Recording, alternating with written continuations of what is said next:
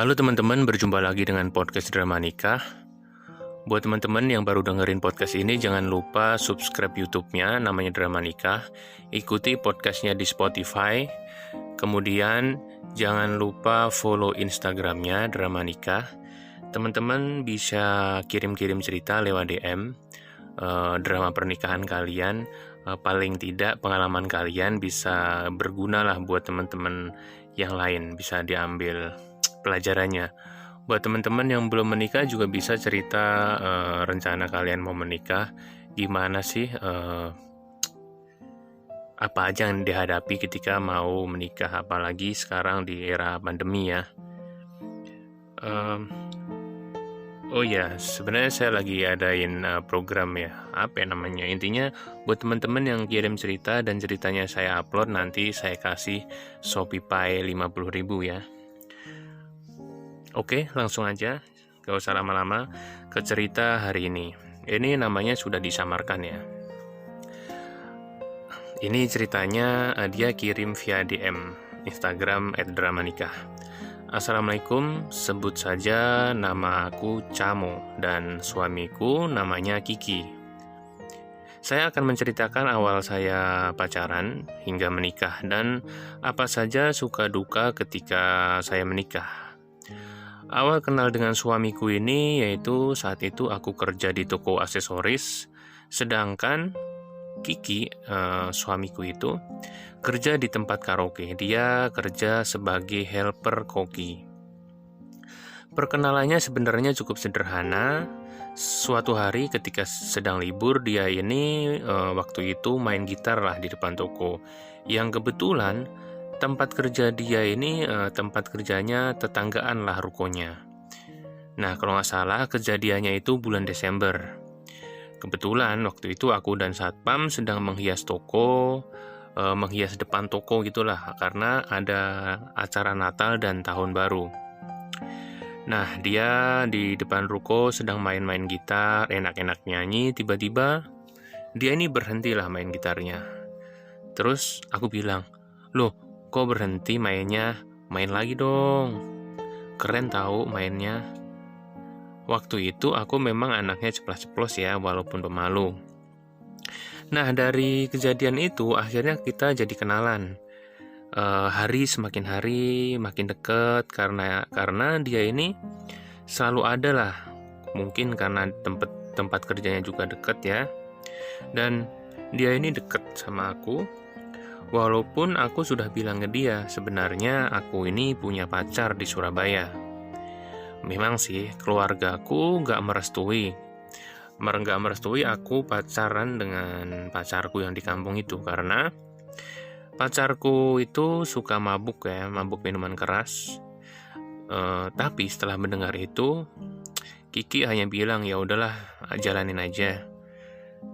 Ya siapa yang dapat ya dia yang menang. Dia bilang kayak gitu. Satu bulan kenalan, pertama-tama aku dikenalin saudara Kiki yang jauh lah. Kemudian baru aku dikenalin ke keluarganya. Setelah itu berjalan sekitar 3 bulan. Kemudian aku minta dia untuk ngelamar kalau memang serius ya. Karena aku nggak mau pacaran terus. Dan aku minta ke dia kalau ngelamar pas ulang tahun aja. Nah, tetapi ketika masuk bulan ulang tahun aku, ternyata malah keduluan kakaknya yang nikah. Sehingga acara kita ini diundur lah. Aku dilamar pas akhir tahun, yang kemudian dilanjutkan ke pernikahan. Sebenarnya ketika menikah, dari pihak keluarga suami, jujur ya, nggak ada sambutan yang baik dari ibunya. Beda banget waktu itu ketika aku hadirin pernikahan kakaknya. Istri kakaknya ini di pas nikah tuh lumayan, diturutin lah, dia dibeliin pakaian yang lengkap, dibeliin emas. Kemudian acara pernikahannya itu ada resepsi juga. Sedangkan Aku ini ketika nikah hanya dikasih mahar, uang, alat sholat, dan nggak ada resepsi pernikahan apapun dari pihak suami.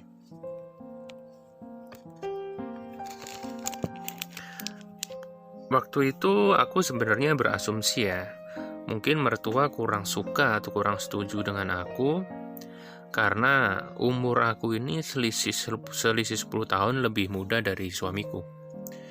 Asumsi aku kurang lebih seperti itu. Nah, kemudian ketika hamil anak pertama, aku lahiran dengan disesar. Nah, di situ aku tuh sebenarnya sedih ya, karena ketika aku disesar banyak orang yang salahin aku ya, dari keluarga suami, ada saudara, kemudian tetangga-tetangga. Mereka tuh ngomongin aku disalahin lah intinya, katanya panggulnya sempit lah, jadi nggak bisa normal. Kalau nggak bisa normal disesar kan jadi buang-buang biaya lah, kurang lebih kayak gitu. Padahal jujur aja penyebab sesarnya itu karena lahirnya itu mundur 2 minggu, jadi harusnya sekarang lahiran tapi malah 2 minggu depan gitu. Aku ini tingginya cuma 150, berat badannya cuma 40, sedangkan bayinya lumayan besar, 37 kilo ya. 70 kilo. 37 berat badan 3,7. 3 kilo 7 ons mungkin ya di sini. Dan panjangnya 50 cm. Aku jujur sedih banget ya. Mungkin karena waktu itu baru lahiran, jadi mudah tersinggung. Oh iya, ada kejadian perlakuan lain yang menyakitkan lah. Jadi ketika saat itu aku punya anak pertama ya, waktu itu pas lebaran lah, hari raya. Jadi kejadian ini salah satu, mungkin ada beberapa ya, tapi saya akan cerita yang ini. Jadi waktu itu pas lebaran hari raya, aku kan ngajak suami lebaran di rumah aku setelah sungkeman di rumah dia. Tetapi tiba-tiba bapak mertua malah ngajak suami untuk pulang kampung ke halamannya naik motor. Karena yang kesana tuh cuma bapak aja, yang lain nggak pada mau ikut. Jadi bapak ini ngajak suami lah. Tetapi suami menolak bapak karena dia udah janji sama aku mau lebaran ke tempatku. Nah, karena suami menolak, akhirnya bapak pulang sendirian lah. Nah, dalam perjalanan, bapak mertua ya pulang sendirian. Dalam perjalanan, bapak mengalami kecelakaan motor yang mengakibatkan dia luka lah di telapak kakinya. Nah, di situ ibu mertua marah, bilang ke saudara-saudara, katanya yang bikin bapak mertua jatuh kecelakaan itu karena suaminya ini malah milih sungkeman ke keluargaku lah, bukan nemenin bapaknya. Dia waktu marah jujur bikin sedih ya, karena nyebut aku dengan nama binatang. Dia bilang, katanya bapak jatuh gara-gara si anjing itu gitu. Wah, keras juga ya. Jadi bapaknya itu jatuh gara-gara si anjing tuh. Kalau misalnya suaminya ikut nganter kan nggak jatuh gitu. Mungkin karena kurang lebih kayak gitu ya. 3 tahun kemudian aku hamil lagi anak yang kedua. Yang anjuran dokter aku harus sesar lagi karena sebelumnya sesar ya. Tapi aku paksalah untuk lahiran normal. Demi tidak diomongin keluarga suami dan biayanya biar murah. Karena kalau buang-buang duit untuk sesar tentu aja jadi omongan keluarga lagi. Dan alhamdulillah aku bisa lahiran normal. Wih, bisa ya. Sebelumnya sesar tuh bukannya harus sesar lagi ya. Cuma ini bila-bilain banget ya demi nggak diomongin, nggak sakit hati sampai rela seperti ini ya.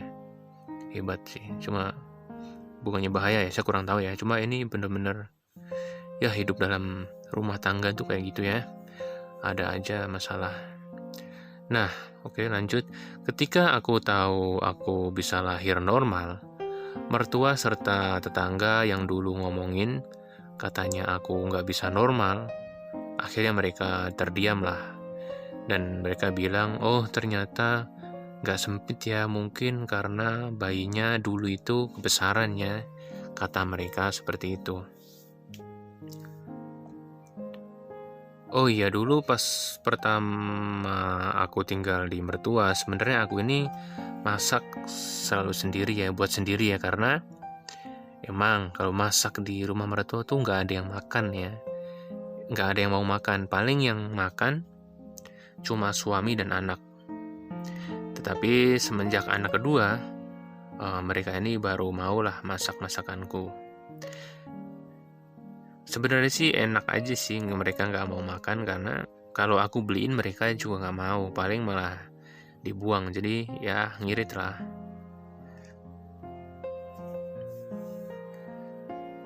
Setelah aku punya anak kedua ini, mertuaku mulai sayang lah, udah mulai menganggap aku dan anak-anakku lah. Mertua mulai baik sama aku, mungkin ya. Aku ini orang yang tidak diharapkan malah bisa ngasih cucu lah, karena anak dia yang pertama dan yang ketiga ini sampai sekarang belum punya cucu. Anak yang pertama udah 7 tahun nikah, anak yang ketiga sudah 5 tahun menikah, mereka belum punya momongan. Ya, aku hanya berdoa semoga mereka dikasih momongan lah. Dulu selain mertua ya, sebenarnya ada hal lain juga yang jadi ada masalah lah sebenarnya. Jadi adik iparku tuh sebenarnya juga nggak suka ya sama aku tinggal di sana. Kita ini udah kayak musuh. Aku jujur nggak tahu ya kenapa dia nggak suka dengan aku. Pernah suatu hari aku ini diusir dia ya, karena salah paham sih sebenarnya. Tapi aku tetap bertahan di rumah dia. Kemudian ada kejadian lagi, berantem lagi. Waktu itu kejadiannya anakku ini sedang makan gitu, dan ada makanannya yang jatuh di lantai. Karena aku waktu itu belum pakai kacamata, jadi aku tuh nggak tahu kalau di lantai ada makanan yang jatuh bekas anak saya. Karena saya nggak tahu, jadi saya nggak nyapu atau nggak pel lantai itu. Ketika melihat lantainya kotor, adik iparku ini langsung marah. Dia marah besar sambil nunjuk-nunjuk aku sambil ngatain, kamu ini katanya sekolah kok bodoh banget ya, makan kotor kayak gini, kamu ini dididik gak sih sama orang tua kamu? Dia nunjuk-nunjuk aku ya, marah-marah. Dan dia marah-marah sambil nyuruh aku pulang rumah orang tuaku. Dia tuh bilang jangan tinggal di rumah dia. Terus aku bilang kan, aku di sini bukan karena mauku, tapi karena suamiku ya. Jadi kalau kamu mau ngusir aku, bilang aja ke kakakmu, bilang aja ke suamiku. Aku bilangnya gitu. Padahal waktu itu suamiku lagi kerja ya, tapi dia bener marah, langsung datangin tempat kerja suamiku. Nah setelah itu, aku nggak tahu ya kejadiannya seperti apa. Ternyata suamiku bener pulang. Dia pulang langsung minta aku beresin semua pakaian. Akhirnya semenjak itu aku pulang ke rumah orang tuaku ya, semenjak pertengkaran itu. Pas kejadian itu sebenarnya kakak ipar dan mertua lagi keluar kota, jadi mereka nggak tahu. Beberapa bulan kemudian, suatu hari tiba-tiba kakak dari suami atau kakak ipar datang ke rumahku. Dia minta aku dan suami pulang ke rumahnya lah.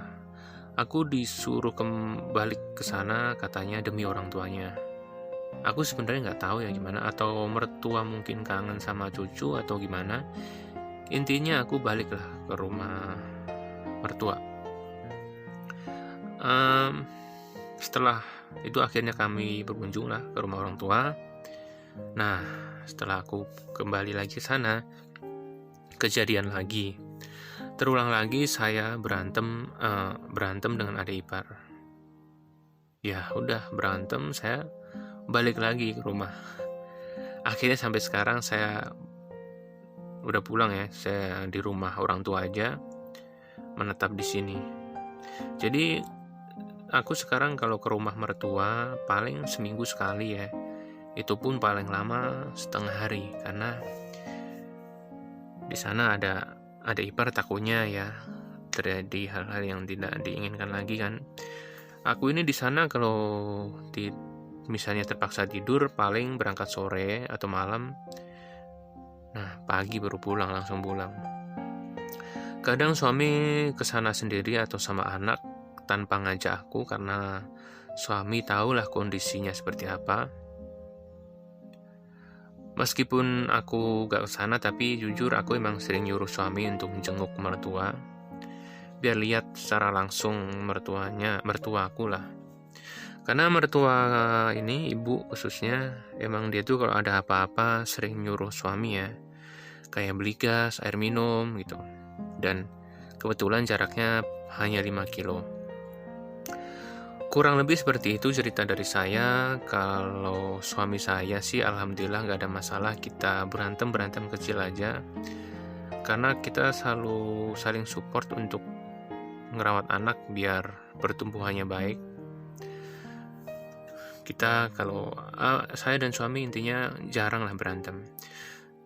Kurang lebih seperti itu. Sekali lagi terima kasih, semoga ada hikmah yang bisa diambil. Assalamualaikum warahmatullahi wabarakatuh. Waalaikumsalam. Oke teman-teman, jadi seperti itu kisah drama nikah hari ini. Apakah teman-teman mengalami seperti itu? Sebenarnya jujur ya, kisah-kisah seperti ini tuh kayaknya saya sering dengar di kanan kiri lah, entah temen atau apa gitu. Ada masalah lah dengan mertua, dengan adik ipar, kakak ipar, kurang lebih. Emang dalam pernikahan selalu ada masalah seperti itu ya. Tapi paling enggak, walaupun ada masalah dengan mertua, tapi kan di sini tuh alhamdulillah dengan suaminya malah baik-baik aja ya, karena yang penting tuh di internal ya, sama suami dan istri itu. Dan paling enggak buat teman-teman yang belum menikah, jadi ada gambaran ya, siap-siap sabar. Sebenarnya sih enggak berat sih, selama di internalnya tuh enggak apa-apa ya. Maksudnya internal tuh suami dan istrinya tuh masih rukun tuh ya. Karena kalau misalnya bermasalah sama mertua kan bisa pindah, entah ngontrak atau punya rumah sendiri, kurang lebih seperti itu kan. Oke, sekali lagi terima kasih. Jangan lupa teman-teman follow IG Drama Nikah, subscribe YouTube-nya. Teman-teman bisa sharing cerita kalian lewat IG. Nanti cerita teman-teman yang diupload akan dapat Shopee Pay 50.000. Oke, terima kasih.